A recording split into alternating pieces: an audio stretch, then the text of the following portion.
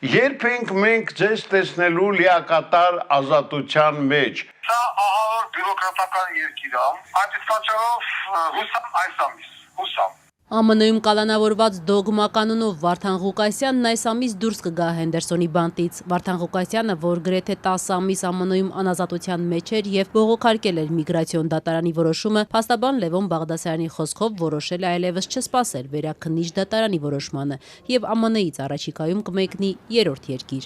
Ըստ փաստաբանի կարգն է այդպիսին, եթե անձը դուրս է գալիս բանտից, ապա ողջամիտ ժամկետում պետք է կատարի դատարանի որոշումը եւ լքի երկիրը։ Հակառակ պարագայում տույժերի կենթարկվի։ Այս պայմանությամբ այո, որոշում է կայացրել, որ անկախ նրանից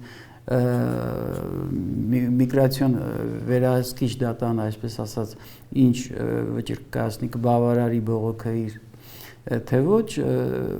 որոշում է կայացրել, որ դեկտեմբերի վերջին դուրս է գալու եւ գնա երրորդ երկիր։ Ամերիկյան դատարանի որոշման համաձայն Վարդան Ղուկասյանը խախտել է այդ երկրի միգրացիոն կարգը, հետևաբար նա պետք է լքի երկիրը։ Ամերիկյան դատարանը միաժամանակ մերժել էր Հայաստանի իշխանությունների Ղուկասյանին արտահանձնելու պահանջը։ Միտեղ բարի երեկո,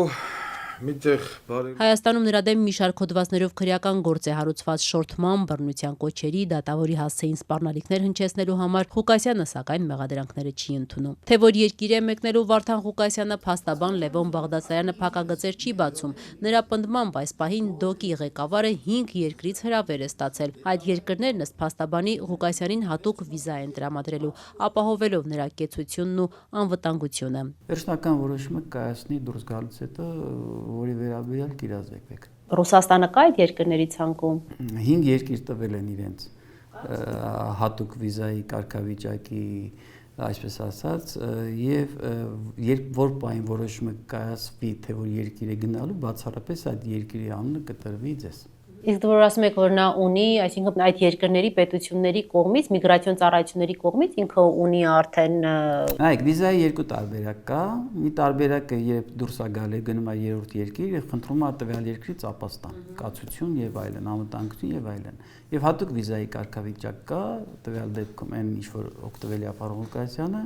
որ մինչեւ տվյալ երկիր հասնելը տվյալ պետությունը արդեն տալիս է երաշխիքներ իր անվտանգության, կեցության եւ մնացյալի հետ կապված։ Վերջերս ԴՕԿ դաշինքի նախընտրական շտաբի ղեկավար նշանակված Լևոն Բաղդասարյանն ասում է, թե իր խորհուրդն է եղել Վարդան Ղուկասյանին չսպասել վերաքննիչ դատարանի որոշմանը, որը կարող է ամիսներ տևել եւ դուրս գալ Հենդերսոնի ձերբակալվածների պահման վայրից։ Ըստ փաստաբանի ազատության մեջ լինելով Ղուկասյանն ավելի ակտիվ կկարողանա մասնակցել 2026-ի խորհրդարանական ընտրություններին։ Իդեպ ԴՕԿ-ը որոշել է 6 ամսից կայանալիք խորհրդարանական ընտրություններին դաշինքով մասնակցել։ Թե քանի կուսակցությունից է բաղկացած դաշինքը, ԴՕԿ-ի նախընտրական շտաբի ղեկավարն առայժմ փակագծեր չի բացում, բայց ասում է, որ բազմաթիվ ուժեր հերթ էին կանգնել Վարդան Ղուկասյանի շուրջ համախմբվելու համար։ Նախկինների ու ներկա իշխանության հետ կապ ունեցողներին, ինչպես նաև ԴՕԿ-ի հետ հավասար դաշինք կազմելու առաջարկ անողներին մերժել են, կամ ինչպես Վարդան Ղուկասյանը ձևակերպեց իր վերջին հարցազրույցում, անգլերեն լեզվով հաջողություն է մաղթել։ Սիրելի քաղաքական գործիչ,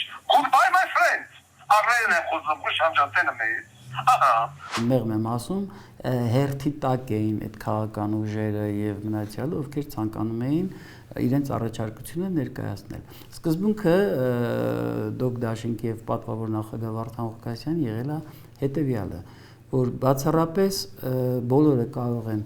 առաջարկություն ներկայացնել բացառությամբ ուղղակի անուղղակի այն քաղաքական ուժերը, ովքեր կապ են ունեցել նախկինների եւ այսօրվա գործող իշխանության հետ։ Իր հայոախառն եթերներով հայտնի Վարդան Ղուկասյանը ԴՕԿ դաշինքի նախընտրական ցուցակում չի լինի, բայց ինչպես նրա շտաբի ղեկավարը նշեց, ԴՕԿ-ը լինելու է գլխավոր դերակատարը։ Վարդան Ղուկասյանը լավագույն ցանկության դեպքում չի կարող լինել ցուցակում, քանի որ ներպետական օրենքը դա կարգավորում է, բայց որպես իրավապաշտպան ասեմ, Վարդան Ղուկասյանը լինել է գլխավոր դերակատարը եւ նախընտրականի եւ մնացյալի եւ մեր ներպետական օրենսգիրքը այդ գործիքակազմը ունի։ Իսկ գիտեք արդեն ով է ցուցակը գլխավորելու Վարդան Ղուկասյանի։ Երբ ցուցակը վերջնական պատրաստ լինի, այն ժամանակ կհրապարակվի։ Դուք նույնպես լինելու եք ցուցակում։ Ես ցանկություն չունեմ ոչ միայն ցուցակում լինելու, այլ մինչև այս կուսակցական էլ չեմ եղել, բնավ ցանկություն չունեմ։ Տևական ժամանակ ուղիղ եթերներից զրկված ու հայաստանյան քաղաքական անցուդարձին մեկուսարանից հեռախոսային ձայնագրություններով անդրադարձող ԴՕԿ կուսակցության ղեկավարը օրերս Փակ TV-ի հետ զրույցում ասել էր, թե 2026-ի խորհրդարանական ընտրություններում 25%-ից ավելի ավելի ձայն ստանալու ակնկալիք ունի։ Պիտի լինի 25%-ից ավելին, ես թակված եմ դրան, դա